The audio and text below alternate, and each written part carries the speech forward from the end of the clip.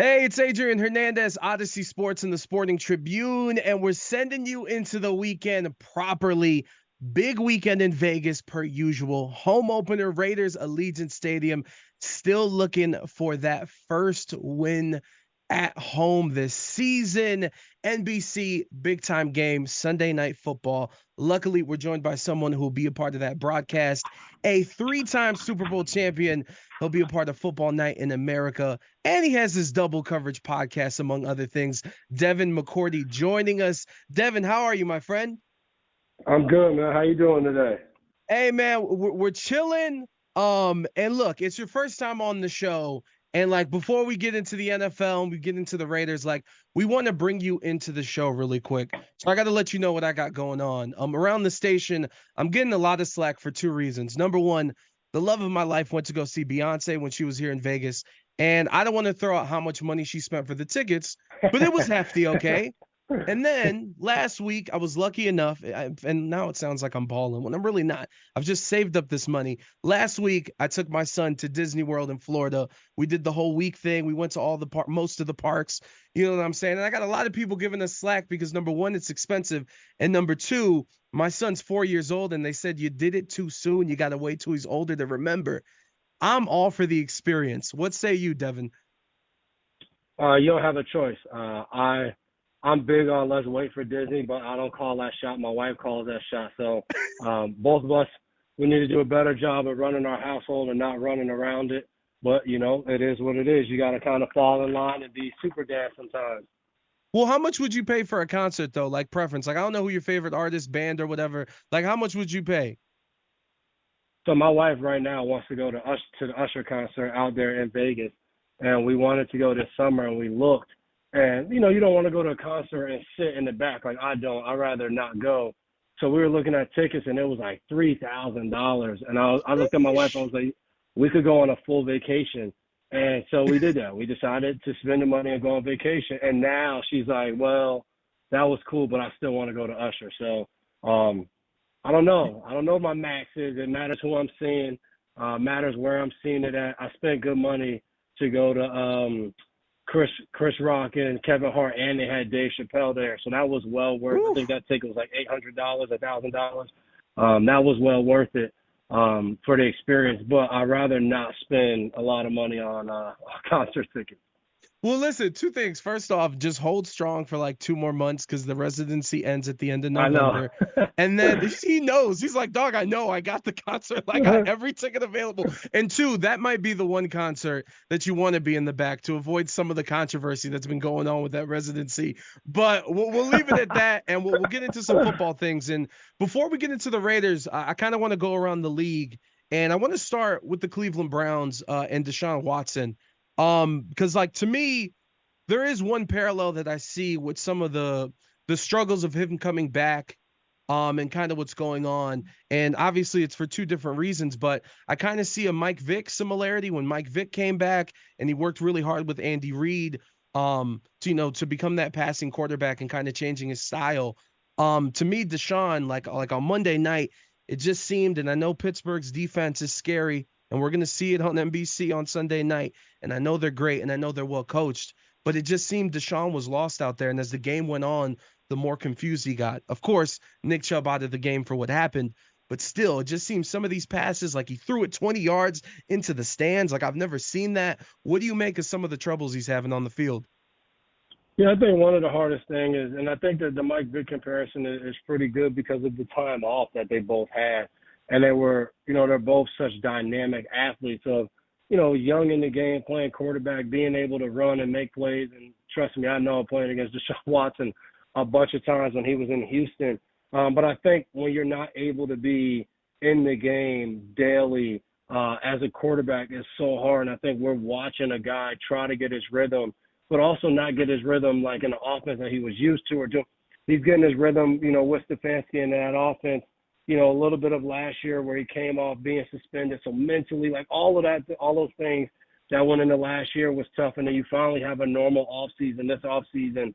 And because of the status and standard he has set for himself as a quarterback, everyone is expecting to see like, all right, is Watson going to be back at that level? Are we going to see the Deshaun Watson we saw in 2019 or 20? Like and it's taken a while to get there. And I think the hardest thing is, for all of us playing this game, age starts to play a factor. And as you get older, it's harder to turn back the hands of time and be what you once was. So it's tough for him, I think, right now, week in and week out, to go out there and deliver the way he probably expects to and wants to. But I know all of Cleveland is still rooting and waiting for him to hit that stride. But, I'm hoping that he can, but it's been tough to watch early in the season. No, 100%. And then this next question, I think it's interesting because obviously these past couple years, from your transition from the field into media, and you've done it so well.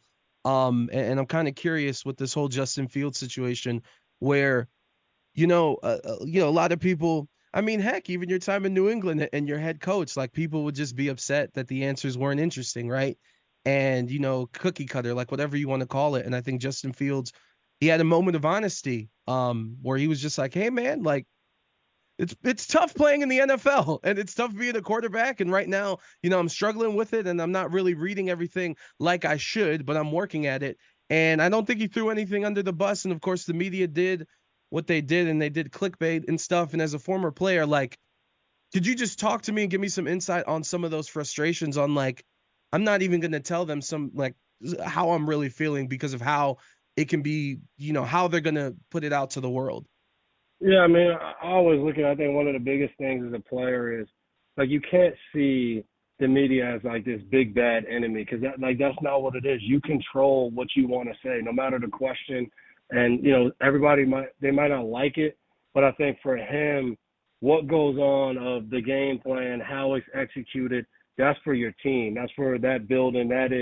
That's the fraternity. That's the team that you come into, and that's what you guys build. And the media has its job, and it's to relate to fans, and the fans to get an inside look. But ultimately, your team is what matters the most. So what I've always loved and respected about my time playing in New England, you never was going to hear Bill go out and say, this guy blew this play, or we're trying to get this guy to do the right thing, and he's just not helping us. He's not doing this one.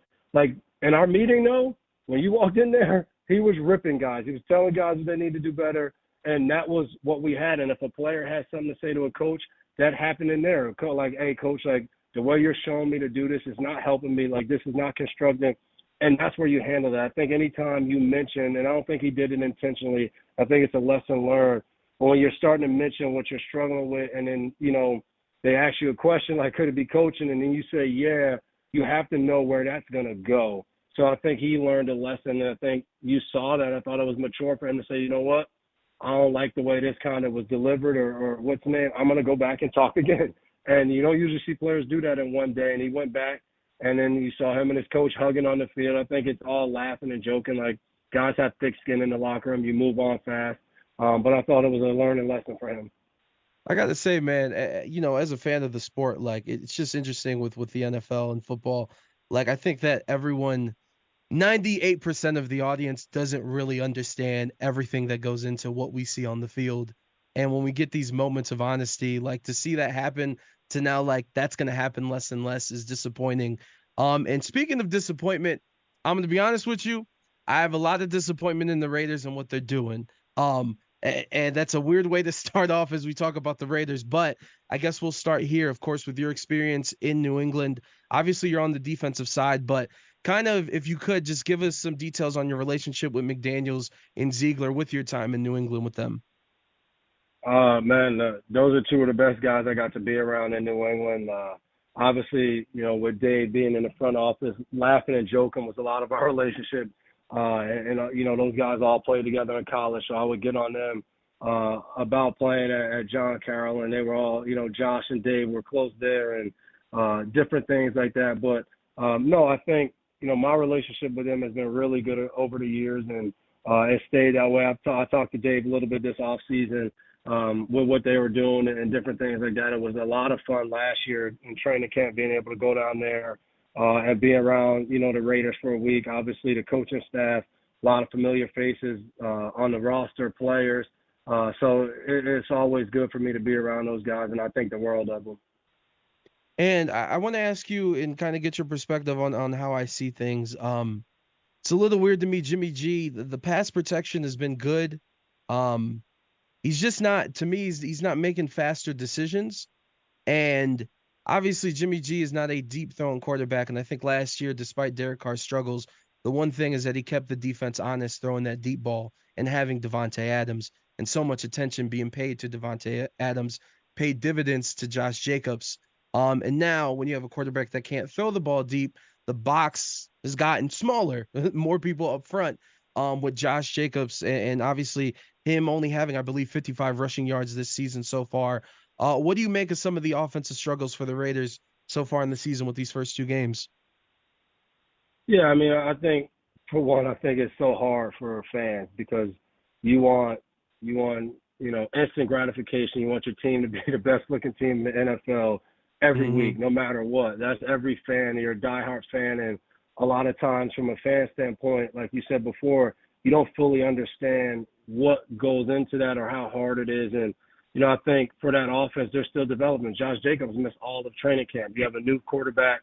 You're probably going to do some things a little different than when Derek Carr was there because, they're different quarterbacks. So how that all plays out, and then you have a guy that's not there. So you're still going through that process. And I think you saw in week one it wasn't perfect, but you saw adding a guy like Jacoby Myers who had 2 touchdowns, who brought another kind of aspect to the offense. And then I think at some point you're going to see the tight ends play a little bigger role in this offense and hopefully get Hunter Renfrow going a little bit, like watching the Buffalo game. I didn't think he did a great job of just getting away from guys in the slot area, which was one of his, I think, best traits, a couple of years ago, of being able to run those kind of short routes, but he would have like 3 different moves with him and being able to break away from leverage.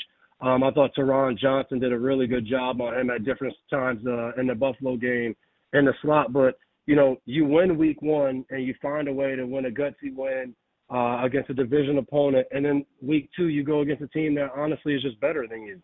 Like the Buffalo Bills are a good team. They would be 2-0 right now if Josh Allen didn't make, some really bad decisions against the Jets in week 1. So you regroup, you get ready to go, and you're playing against a team that's like Pittsburgh, who has a really good defense, but offensively they didn't look great last week as well. So you have to think about it that way of this. The NFL is week to week. Every time you're going to play a team, it's not going to matter what you did last week because it's a new matchup, what they do well, who's out there on the field, how can we exploit that. So hopefully for this week, you get Devontae Adams back out there, Jacoby gets back out there. You try to get the running game going. And I know Jimmy's had time from a passing standpoint, but Josh Jacobs hasn't had that much space running the ball. So I think you still try to figure that out of what's going to open the offense up a little more.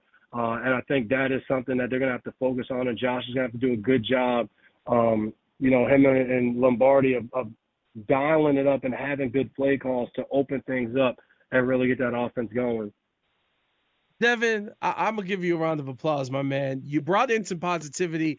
I needed it. I was down after the Buffalo game, and I appreciate it. Devin McCourty joining us, 3-time Super Bowl champion. You can catch him Football Night in America, of course, Allegiant Stadium, Sunday Night Football on NBC. Be sure to check that out. And before we let you go, we got 2 more questions. First one right now, I'm going to let you choose. You can go with the direction. So we can go, and I can ask you about Tom Brady. I can ask you about the Nick Chubb hit, or I can ask you about Aaron Rodgers' treatment methods. I don't know Aaron Rodgers' treatment methods, but the other things I can definitely hit. But I know Aaron Rodgers will have the best treatment. That I do know. Well, did you not do you not hear what he with the Dolphins?